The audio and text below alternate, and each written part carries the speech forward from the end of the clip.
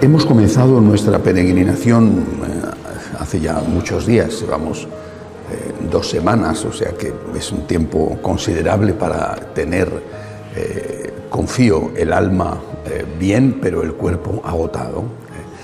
Hemos comenzado nuestra peregrinación en Ávila, pero que os recordéis, el mensaje de Ávila, el mensaje de Santa Teresa, era un mensaje, ante todo, de esperanza. Nada te turbe, nada te espante. Quien a Dios tiene, nada le falta. Solo Dios basta. Terminamos nuestra peregrinación en Fátima. Ayer hemos hecho ya una meditación a propósito de las enseñanzas de la Santísima Virgen, es decir, de las apariciones y revelaciones aquí. Pero además de lo que dijo la Virgen en esos secretos de los que ya he hablado, una parte, porque no he querido comentar nada del tercer secreto, porque me parecía que más importante centrarme en otra cosa. Además de eso, la Virgen María aquí terminó diciendo: mi corazón inmaculado triunfará. Al final, dijo la Virgen aquí, al final mi corazón inmaculado triunfará. Me parece que es el mismo mensaje que empezamos escuchando en Ávila, que tenemos que terminar escuchando aquí. Confianza, confianza. Al final, mi corazón inmaculado triunfará. Nada te turbe, nada te espante. Y es el primer punto, recordarlo, de nuestra oración. Jesús, yo confío en ti. Lo que pasa es que la confianza, como en realidad el resto de las virtudes, se pone a prueba cuando no hay motivos humanos. Tanto más heroica es una virtud, más virtud es. Cuando todo va bien, confiar, creer en el amor de Dios es muy sencillo. El mérito está en confiar cuando no todo va bien, o hay incluso muchas cosas que no van bien. Ese es el momento en que se demuestra la amistad hacia Jesús, la fe en Jesús, la confianza en Jesús. En esta hora, yo, Señor, confío en ti. Remontémonos a 1917, 100 años atrás. Primera Guerra Mundial, gran catástrofe. Dios sabe siempre, porque para Él todo es presente. Pero cuando los austriacos deciden declarar la guerra a los serbios por el asesinato del archiduque en la ciudad de Sarajevo, cerca de Medjugorje, no podían imaginar que su imperio, el imperio austriaco, iba a quedar destruido, que iba a desaparecer el imperio de Prusia, lo que sería después Alemania. No podía imaginar Rusia, el zar, cuando entra a favor de los serbios, que iba a desaparecer el imperio ruso, que iba a tener lugar el derrocamiento de la dinastía y el asesinato de él, el zar, y toda su familia. Por supuesto que iban a morir millones de personas, que iba a dar lugar a aquella guerra que se llamó la Gran Guerra, que iba a dar lugar no solamente a la aparición del comunismo como terrible lacra del mundo, sino que iba a dar lugar a la Segunda Guerra debido a las indemnizaciones que obligaron a pagar a Alemania y por lo tanto al populismo que va a poner en marcha Hitler. A veces un pequeño acontecimiento, repito, la muerte de un hombre inocente en un atentado, el archiduque en Sarajevo, genera unas consecuencias que en este momento han pasado más de 100 años y aún seguimos pagando. Pero Dios lo sabe todo. Lo sabe todo porque para Él, repito, todo es presente. Y hace las cosas de tal manera que aparentemente son pequeñas, sin importancia, pero que tienen una extraordinaria trascendencia. A mí me impresiona que, repito, yo no sé el futuro, pero leo el pasado.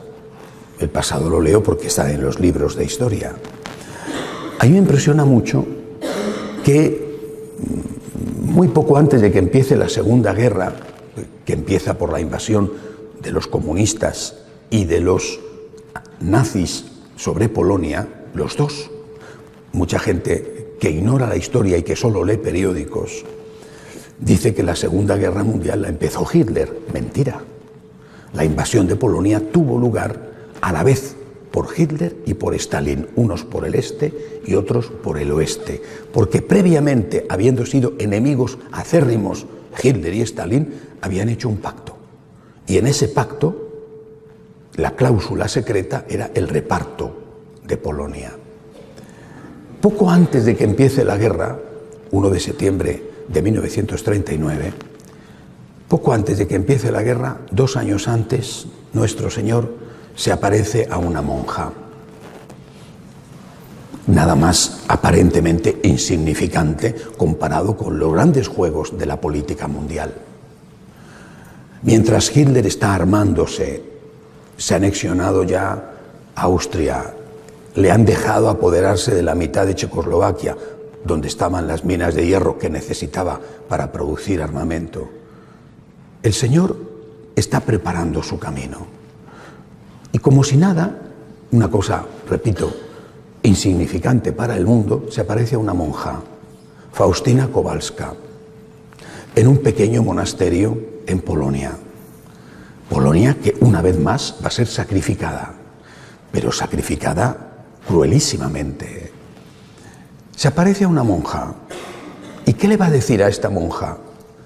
Le va a decir que Él es la divina misericordia, pero le va a decir, sobre todo, le va a decir prácticamente y en esencia lo mismo que aquí, en Fátima, le dijo nuestra madre a los 3 niños. Le va a decir, confía, confía, confía. Divina misericordia, en vos confío, confía. ¿Qué significa confía? Significa no te rindas, aguanta, no te rindas. Eso significa confía. En una guerra, y estamos en una guerra desde hace miles de años, en una guerra, el primer objetivo de cualquiera de los dos contendientes es minar la moral del bando contrario. Si lo consigue, ha ganado. Por eso los partes de guerra que se publican suelen ser mentira todos. Porque aunque hayas perdido, lo cuentas como si fuera una gran victoria. Si reconoces que has perdido, la moral se derrumba y la gente sale corriendo. En una guerra, el enemigo te va a decir, no tienes futuro, ríndete, no hay nada que hacer, soy más fuerte. Y eso es lo que nos dice el demonio. No tienes futuro. Tu alma no tiene futuro. Mira cómo pecas una y otra vez. No tienes futuro. Tu familia, tu patria, el concepto de humanidad. ¿Qué es el hombre? ¿Qué es la mujer? ¿Qué tiene que ser la familia? ¿Cómo tiene que ser la sociedad? No tiene futuro. Ríndete, no hay nada que hacer. Mira qué fuertes son. Mira qué poderosos son. Mira con cuántos recursos cuentan. ¿Y tú? ¿Y vosotros? ¿Quiénes sois vosotros? Y esto llevamos 2000 años escuchándolo. Porque en esencia, no sé cómo fueron concretamente las palabras, pero en esencia es lo que dice Nerón cuando echa a los cristianos a los leones o los embadurna con brea y los prende fuego para que alumbren sus jardines en la noche de Roma. No tenéis futuro, os vais a enfrentar con el imperio, no tenéis futuro. Siempre nos han dicho lo mismo, no tenéis futuro. Nosotros somos los poderosos, nosotros somos los de los recursos, nosotros somos los que podemos aplastaros y os aplastamos, no tenéis futuro. Y sin embargo el Señor le dice a Santa Faustina, tú aguanta, dile a los polacos que aguanten, que aguanten. 1939 empieza una guerra, 1 de septiembre. La gente que no sabe leer la historia, porque por desgracia casi nadie lee ni la historia ni nada, no se da cuenta de que 50 años después, 50 años, yo estuve en Varsovia, el 1 de septiembre de 1989, 50 años después. Y vi cómo estaba Polonia. No estaba en pie de guerra Polonia, estaba en pie de paz. Se había acabado el comunismo en Polonia. Y efectivamente fue la primera pieza que desequilibra el puzzle soviético. El 8 de diciembre, ¿creéis que es casualidad? El 8 de diciembre de 1989, 50 años después, cae el muro de Berlín. ¿Por qué cae el muro de Berlín? La primera pieza es Polonia. Sin Polonia no hubiera caído el comunismo en el mundo. Es decir, sin Polonia significa sin un tal Karol Wojtyła al que intentaron matar el día de la Virgen de Fátima. Por supuesto, no solo Karol Wojtyła, los valientes católicos polacos, por ejemplo, los sindicalistas de Solidaridad. Repito, esto es la historia que ya nadie conoce. Pero, ¿por qué fue posible que Polonia aguantara? ¿Por qué fue posible que esa nación diera un ejemplo tan espectacular de santidad, de integridad, como Karol Wojtyła y como muchos otros? Pienso, por ejemplo, en el padre Popieluszko, asesinado porque hablaba demasiado claro por los comunistas. ¿Por qué fue posible? Porque tuvieron fe, porque creyeron en lo que el Señor les había dicho a través de Santa Faustina. Aguanta, aguanta, la victoria será nuestra.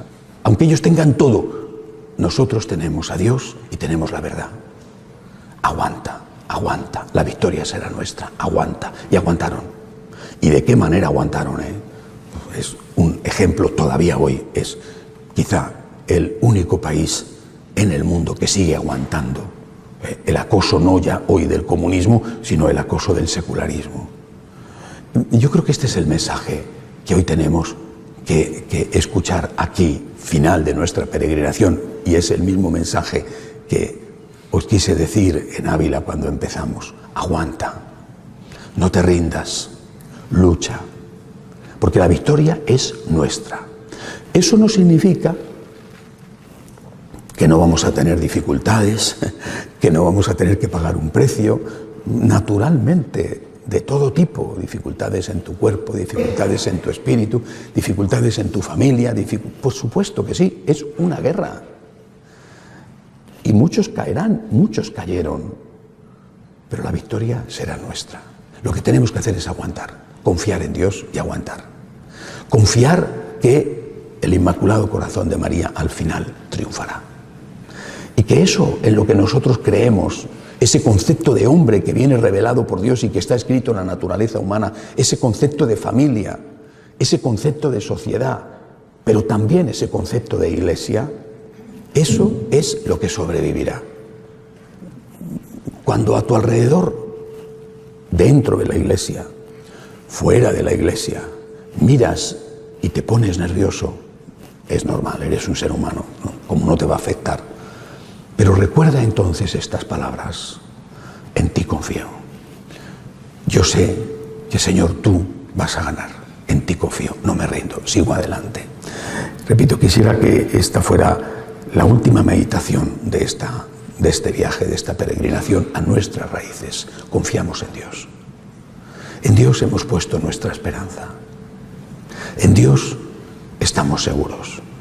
No sabemos qué pasará, Dios lo sabe, nosotros no lo sabemos, pero sí sabemos que, como la Virgen ha prometido aquí, al final su Inmaculado Corazón triunfará. Nosotros tenemos que hacer nuestra parte, entre otras, como os decía ayer, defender la verdad, defender el mensaje de Jesús, es decir, defender la existencia objetiva del bien y del mal. Pecadores como somos, decimos, perdóname, Señor, no decimos, no he hecho nada malo. Pecadores como somos, reconocemos nuestro pecado, pedimos perdón. Esa es una parte esencial hoy de lo que tenemos que hacer. Defender a Jesús, defender los derechos de Dios, y defenderlo como si fuera nuestro hijo, porque ese es el amor que nosotros tenemos que darle a Jesús, el amor de su mamá. Hacer esto sabiendo que, pase lo que pase, al final el corazón misericordioso de Dios y de la Virgen triunfarán. Que Dios nos ayude a conseguirlo. De pie, por favor.